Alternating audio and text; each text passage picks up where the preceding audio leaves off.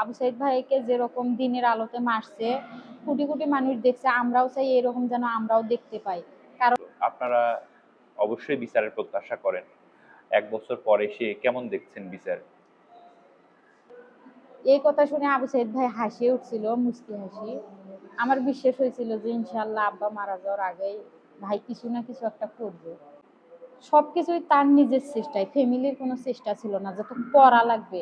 কেউ কোনোদিন বলে নাই যে তোর পড়া লাগবে, তোর পরীক্ষায় পড়তে বস, এরকম কেউ বলে নাই। ক্লাস 6-এ যখন আবু সাইদ ভাই উঠছে তখন থেকেই টিউশনি শুরু করাইছে।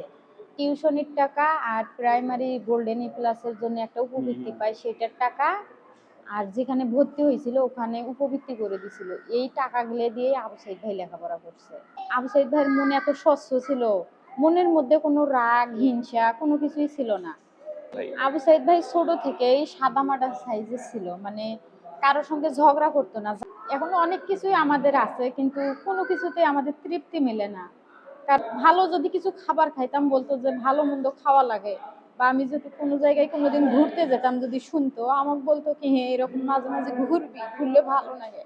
আমাকে বলছিল যে ঘোরা লাগে, ভালো মন্দ খাওয়া লাগে। মানে আমার কাছে আবু সাইদ ভাই এমন একজন ব্যক্তি ছিল, মানে আমি যে কোনো কিছু করি ওইটা যদি তার সঙ্গে শেয়ার করি আমার মনে হয় তৃপ্তি। যদি নাও খাই তার সঙ্গে যদি আধা ঘন্টাও কথা বলি আমার মনে একটা শান্তি জাগে যে আমার যে কি জানি একটা নাই এখন।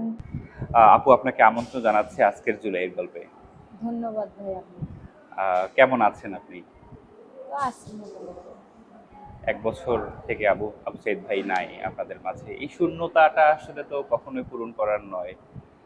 তো ১ বছর পরে এসে কি বলবেন? আবু সাইদ ভাই যেরকম একটা ন্যায্য অধিকারের জন্য তার নিজের ক্যাম্পাসে, যেরকম নিজের বাড়িতে তার নিজের অধিকার চাওয়ার জন্য তার জীবনটা দিতে হলো, এরকম যেন অন্য কাউকে তার নিজের অধিকারের জন্য এরকম তার মূল্যবান জীবন দিয়ে তার অধিকার আদায় না করতে হয়, এটাই বলবো। ১৬ জুলাই আসতেছে। অর্থাৎ গত বছরের ১৬ জুলাই। আপনারা কখন শুনতে পেলেন যে আবু সাইদ ভাই মারা গেছেন, গুলিবিদ্ধ হয়েছেন? কখন শুনতে পেলেন? আমরা আড়াইটার দিকে শুনতে পাইছিলাম যে আবু সাইদ ভাই গুলিবিদ্ধ হয়ে মারা গেছে। আমি আপুর বাড়িতে ছিলাম, আমার একজন চাচাতো বোন আমাকে ফোন দিয়ে বললো যে সুমি আপা আবু সাইদ ভাই মারা গেছে। আমি তখন জিজ্ঞেস করলাম যে কিভাবে, তখন বললো যে গুলি করে। কে গুলি করছে? কয় পুলিশ। আমার তখন বিশ্বাস হয়নি যে আবু সাইদ ভাইকে পুলিশ কি জন্য গুলি করবে, আর আবু সাইদ ভাই তো কোনো সন্ত্রাসী না বা কিছু না, পুলিশ কিসব গুলি করবে, ওখানে লেখাপড়া করার জন্য গেছে। কি এমন করলো যে পুলিশ গুলি করলো, মানে আমার বিশ্বাসে হয়েছিল না যে আবু সাইদ ভাই সত্যিই মারা গেছে। এটা হইল। আমি মানে যেরকম মাটির তলা, পায়ের তলা থেকে মাটি সরে যায় এরকম মনে হয়েছিল যে না এটা বিশ্বাস করার মতো না। তখন আমরা দুই বোন বাড়ি মুখে দৌড় দিছি যে সত্যি নাকি। যে তখন অর্ধেক রাস্তা যখন আসছি তখন কিছু মানুষ আমাদেরকে ধরে গাড়িতে উঠাই দিছে। তখন বাড়িতে আসি দেখি যে আব্বা আম্মা খুব কান্নাকাটি করতেছে, বাড়িতে অনেক লোকজন, যে এই কথাটা ঠিক যে আবু সাইদ ভাই আর না। তারপর যখন আপনারা শুনলেন আবু সাইদ ভাই মারা গেছেন, তখন আপনাদের বাড়ি থেকে কেউ রংপুরে এসেছিল আবু সাইদ ভাইয়ের লাশ নিতে? হ্যাঁ, আমরা দুই বোন বাড়িতে আসার পর আমার বড় দুলাভাইও আসছিল, বড় দুলাভাই আসছিল, রমজান ভাই ছিল, জেঠাতো ভাই ছিল, তারপরে আরো চাচাতো ভাই ছিল, অনেকেই ছিল। বাড়ি থেকে আসছিল, কিন্তু বাড়ির থেকে আসিয়ে আবু সাইদ ভাইয়ের লাশের ওনারা পাত্তা আর কি পাইতেছিল না ওখানে। মানে আবু সাইদ ভাইয়ের লাশ পাওয়ার জন্য তার সহযোদ্ধারা অনেক সহযোগিতা করছে। ডিপার্টমেন্টের ম্যাডাম ছিল আমি শুনছি, আর স্যার ছিল কি ছিল না জানি না, কিন্তু ম্যাডাম ছিল আমি শুনছি, আর সহযোদ্ধারা ছিল, তাদের মাধ্যমে আবু সাইদ ভাইকে পাওয়া গেছে আর কি। নাছাড়া বাড়ির লোক আর কি পাইলো না, হয় চেষ্টা করলো, এরকমটা আমরা শুনছি। মানে বুঝতেই ছিল না কোন দিক আছে কোন দিক নিয়ে গেছে, এরকমটা হয়েছে। আবু সাইদ ভাই আপনাদের পরিবারের ১ম একজন ব্যক্তি যে উচ্চশিক্ষা প্রতিষ্ঠানে এসেছে। আবু সাইদ ভাই আপনাদের মাঝে নাই। তো এই একটা বছর আপনাদের অনেক কষ্ট গেছে। আবু সাইদ ভাই থাকলে হয়তোবা আপনারা আরো ভালো থাকতেন। তো এই অভাববোধটা আসলে কেমন কাজ করে? সত্য কথা বলতে মানে এখনো অনেক কিছুই আমাদের আছে, কিন্তু কোনো কিছুতে আমাদের তৃপ্তি মেলে না। কারণ আমি যদি ধরেন আমি একটা যদি খাবারও খাইতাম, মানে ওটা যদি শেয়ার করতাম যে আজকে আমি এটা দিয়ে খাইছি, মানে আবু সাইদ ভাই তখন বলতো যে না ভালো হয়েছে, ভালো করছিস, বা ভালো যদি কিছু খাবার খাইতাম বলতো যে ভালো মন্দ খাওয়া লাগে, বা আমি যদি কোনো জায়গায় কোনোদিন ঘুরতে যেতাম যদি শুনতো আমাকে বলতো কি হ্যাঁ এরকম মাঝে মাঝে ঘুরবি, ঘুরলে ভালো লাগে। আমাকে বলছিল যে ঘোরা লাগে, ভালো মন্দ খাওয়া লাগে। মানে আমার কাছে আবু সাইদ ভাই এমন একজন ব্যক্তি ছিল, মানে আমি যে কোনো কিছু করি ওইটা যদি তার সঙ্গে শেয়ার করি আমার মনে হয় তৃপ্তি, যদি নাও খাই তার সঙ্গে যদি আধা ঘন্টাও কথা বলি আমার মনে একটা শান্তি জাগে যে আমার যে কি জানি একটা নাই এখন। আমার সত্য কথা বলতে আমাদের এখন অনেক কিছু আছে কিন্তু আমাদের মূল্যবান জিনিসটাই নেই, আমাদের তৃপ্তি কোনো কিছুতেই মানে মেটে না। মানে এত কিছু খাই এত ইয়া করি, মানে আমাদের কোনোদিন তৃপ্তি মিটবে না আবু সাইদ ভাইকে ছাড়া। এই ব্যথাটা আমাদের যতদিন আমরা থাকবো অতদিনেই থাকি যাবে, এটা আহ, পূরণের নয়। আবু সাইদ ভাই তো ন্যায়ের জন্য মারা গেছেন, হুম। দেশের মানুষের জন্য জীবন দিয়েছেন, একটা আহ, একটা ন্যায্য একটা দাবি আদায়ের জন্য তিনি জীবন দিয়েছেন। তো আবু সাইদ ভাই ছোট থেকে কেমন মানুষ ছিলেন, মানে মানুষের উপকার কেমন করতেন, সবকিছু চিন্তা ভাবনা করে কথা বলতেন, আমরা দেখেছি তাকে এ ধরনের। কেমন মানুষ ছিলেন আবু সাইদ ভাই? আবু সাইদ ভাই ছোট থেকেই সাদা মাটা সাইজের ছিল, মানে কারোর সঙ্গে ঝগড়া করতো না। যারা ঝগড়া করতো যে ছেলেরা ধরেন মারপিট বা ঝগড়া লাগাইতো তাদের সঙ্গে মিশতেই চাইতো না, এমন ছিল। আবু সাইদ ভাই ছোটবেলায় একটা প্রাইমারিতে যাইতো, ওই পথে যাওয়ার সময় আবু সাইদ ভাইয়ের সঙ্গে মারধর করতো বা মারতো আবু সাইদ ভাইকে, ওই কারণে ওই স্কুলেই যাওয়া বাদ দিছিল আবু সাইদ ভাই। মানে মারপিট ঝগড়া, কারো সঙ্গে অন্যায় ভাবে কথা কাটাকাটি কোনো কিছুই পছন্দ করতো না। আর তার মনটা ছিল একবারে স্বচ্ছ, কারো প্রতি রাগ বা হিংসা কোনো কিছুই ছিল না। মানে আবু সাইদ ভাইয়ের যারা সহপাঠী ছিল অন্য স্কুলে, তাদের সঙ্গে লেখাপড়া করতো, তারা কিন্তু অনেক মানে তারা শিক্ষিত ফ্যামিলির, তারা এমন ভাবে লেখাপড়া করে তারপরও আবু সাইদ ভাই তাদের থাকে আগিয়ে থাকে, কিন্তু তাদের সঙ্গে যে হিংসা করবে যে হুম। আমার তোর থেকে ভালো পারা লাগবে বা যে কোনো প্রশ্ন শেয়ার করে না এইরকম না। সব প্রশ্ন ওরা যদি জিজ্ঞেস করে যে এটা কি হবে আবু সাইদ তুই কি দিলি, মানে সঙ্গে সঙ্গে বলে।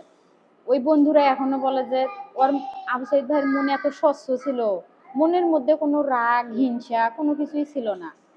আর আবু সাইদ ভাইয়ের এ পর্যন্ত আমরা এমন কোনো কথা পাইনি যে কারো সঙ্গে দ্বন্দ্ব ছিল বা কারো সঙ্গে কথা কাটাকাটি হয়েছে, এতদিন যাবত আমরা কোনো রিপোর্ট পাইনি আবু সাইদ ভাইয়ের। আচ্ছা, আবু সাইদ ভাই তো আবু সাইদ ভাই তো অনেক কষ্টে পড়াশোনা করেছেন এবং রংপুর জেলা স্কুলে পড়েছেন এবং তারপর বেগম রোকেয়া বিশ্ববিদ্যালয়ে ভর্তি হন এবং তার এই যে যুদ্ধটা, পড়াশোনার যে যুদ্ধটা একটু জানতে চাই আপনি, পড়াশোনা কিভাবে করেছেন? প্রথমে মানে আমরা তো গ্রামের, মানে আমরা মানে আবু সাইদ ভাই আর কি ছোটবেলায় আব্বার সঙ্গে এমনি কাজকর্ম করতো ছোট থাকতে একবারে, মানে আব্বা যখন মাঠে যাইতো হয়তো বা বলতো একটু আসি। পরে দেখা যাইতো যে মা কিন্তু আমার লেখাপড়া জানে না, কিন্তু মার একটা আগ্রহ ছিল সবাইকে পড়া লাগবে। মানে মা এমন ছিল যে স্কুলে যা রাখি আসছিল আবু সাইদ ভাইকে একদিন, মানে যেদিন থেকে রাখি আসছিল সেদিন থেকে আবু সাইদ ভাই রেগুলার স্কুলে যেত। ওখানে একটা ম্যাডাম ছিল, ওই ম্যাডামটা আবু সাইদ ভাইকে অনেক ভালোবাসতো। ওই ম্যাডামের হাত থেকে আবু সাইদ ভাই ধরেন সরা থেকে ক খ সবকিছু মানে লেখা পর্যন্ত ওই ম্যাডাম খাতা কলম পর্যন্ত কিনে দিছে আবু সাইদ ভাইকে। এরম করতে করতে আবু সাইদ ভাই যখন ফাইভে যখন গোল্ডেন এ প্লাস পাইলো, তখন আশেপাশের লোকজন যখন শুনলো যে আবু সাইদ ভাই মেধাবী বা পারে, হুম। তখন এই ক্লাস সিক্সে যখন আবু সাইদ ভাই উঠছে তখন থেকে টিউশনি শুরু করাইছে। টিউশনির টাকা আর প্রাইমারি গোল্ডেন এ প্লাসের জন্য একটা উপবৃত্তি হুম। পায় সেটার টাকা, আর যেখানে ভর্তি হয়েছিল ওখানে উপবৃত্তি করে দিছিল, এই টাকাগুলো দিয়ে আবু সাইদ ভাই লেখাপড়া করছে। আব্বার থেকে সেই রকম করে চাই নাই, যখন পারতেছে না তখন বলছিল কিন্তু সংকোচ বোধ করছিল। আবার আব্বার থেকে তখন থেকেই গায়ের জামা পর্যন্ত চাইতো না। আমি দেখি নেই যে আবু সাইদ ভাই সিক্স সেভেনে পড়াকালে আব্বা তাক মানে দিয়ে নিয়ে দিছে বা ইয়া করছে, কারণ চাইতে সংকোচ বোধ করতো, কারণ আমাদের ফ্যামিলিতে কি রকমই জানেনি।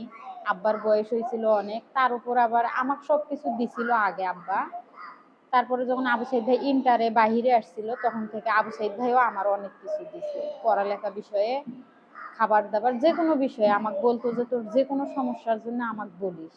মানে আমিও আব্বাকে বলতে সংকোচ করতাম, কারণ আব্বাই কিছু করতে পারে না, যেটুকু জমা জমি ছিল ওগুলোই কিছু চাষাবাদ করে ওগুলোই কিছু বিক্রি করে ওগুলোই খাওয়া লাগে, এরকম করে আর কি চলছিল।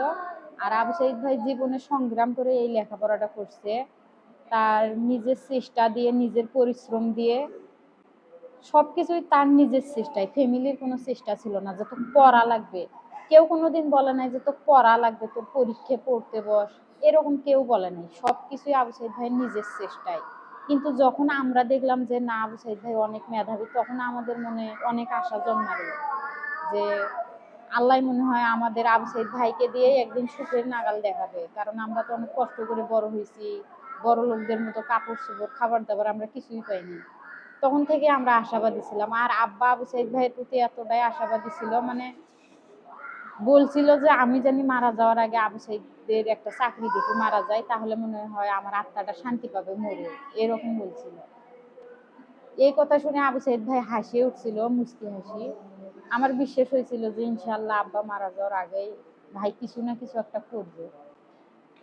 আবু সাইদ ভাই আসলে আবু সাইদ ভাই আসলে অনেক কিছু করেছে আমাদের দেশের, এত বড় একটা বিপ্লব ঘটিয়েছে এবং 16 বছরের একটা স্বৈরাচার শাসনের আহ, নিপাত করেছে।